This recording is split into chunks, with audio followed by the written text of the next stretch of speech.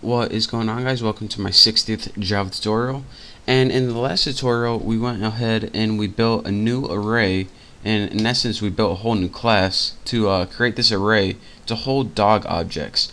But then at the end of the tutorial got a little knock on our door, and our boss was like, alright, you know how you created that for dogs? Well, actually I need you to create one for fish as well. And you know, that's nice and all. So what can we do? What are our options? We can go ahead and create a new fish list and do this all again. Or, you know, then we're going to have, if he comes back again and tells us to do it with dolphins or cats, we're going to have to keep doing that again and again and again. So instead of just having to create class after class after class, I wish there was a way where we can only create one class and it could hold fish objects and dog objects and any kind of animal that we want.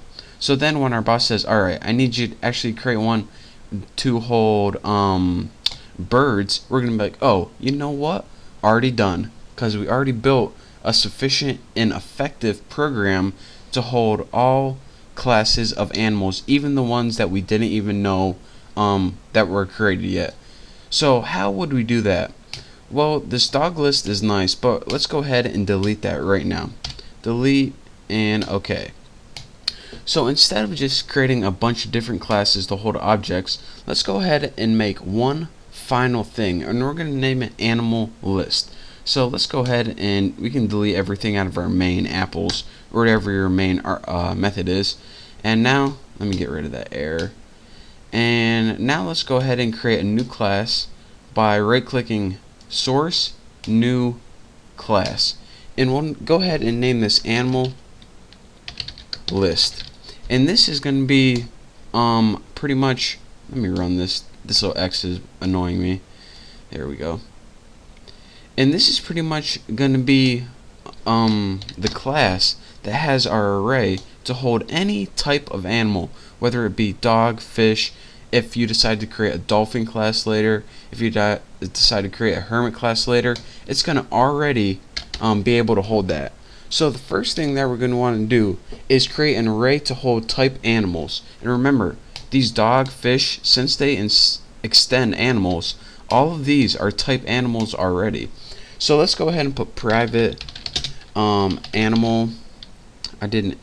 Animal, and we'll just name it the list equals new animal 5.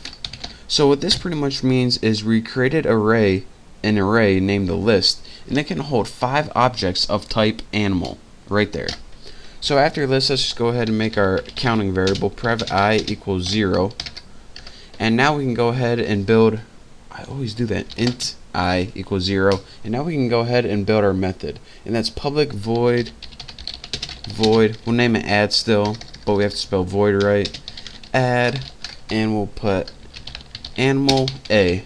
So now it takes one parameter, which is an animal object, and now we'll just do that test again. If what do we name it? The list, or actually we want to do if I is less than the length. If I is less than the list dot length, so it would be 5 in this case, but just in case you change this, then you won't have to change it each time, so that's why I'm doing that. So if I is less than the list length, what do we want to do? Let's go ahead and do the exact same thing we did last time. The list, the index for that, which would be I, so at first when it would assign the list 0, set it equal to A, which is the animal object. Next, let's just give us a little prompt on the screen like system out print line, and we'll just have animal added at index space plus I. So this pretty much just gives you a little message on the screen, and the last thing we want to do is increment I, because if we don't, it's just going to keep adding to that same index over and over again.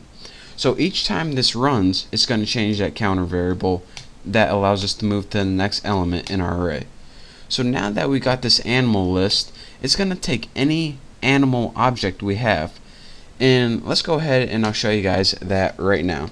So in your main class, whatever you named it, I named mine apples, still don't know why, we can go ahead and create an animal list object from this animal list we just created. So let's go ahead and put animal list ALO. You can name it whatever you want. New animal list. Bam, just like that. Now let's go ahead and create a new dog object, because remember that method takes an animal object as its parameter. So go ahead and actually, you know what I'll do? I'll create a new dog object and a new fish object. So dog, we'll just name it D because it's short and sweet, equals new dog, just like that. Then I'll put fish from our fish class, create an object from here. F equals new fish, like that. Now we can go ahead and call the add method in our ALO.add. First of all, we'll add that dog, and now we'll do ALO.add, and now we'll add that fish object. So now if we go ahead and run this, you can see, alright, animal added at index 1, this is the dog object, and animal added, animal added at index 0, this is the dog object, and animal added at index 1, that's the fish object right there. So again, what we did, real quick overview, we created an object so we can use the methods from this animal list class. We created two objects of dog and fish, which were both animal type, and we go ahead and we just called the add method. So it first added that dog element to index 0 and add the fish element to index 1. And we can call that 5 times, and then that's it. Then our array is full. If we call it after that, then it's gonna run the program, but it's not gonna add it to our array because it's already full. So this is a much smarter array than we built last time, because now if someone wants to create a new class that was like hermit crab, like I said before, all they need to do is put extends animal, and it's automatically an animal type. So that way we don't have to create a new array for dog, fish, hermit crab, dolphin, gopher, woodchuck, beavers. We just needed to create this one class right here, and it took care of all those problems. So if you think this array is pretty smart, just wait till the next tutorial. We're going to build this computer program even smarter and better than this. And if you didn't think that is possible, then trust me, just wait till my next tutorial. And one other thing, and I know you've heard me before if you watched my last tutorial, my 500th video is going to be amazing, and it's going to benefit no one but you guys. So a couple of you people might already know what that means, what I'm hinting at, but trust me, it's going to be the best video for you guys ever. So thank you guys for watching. Don't forget to subscribe, and I will see you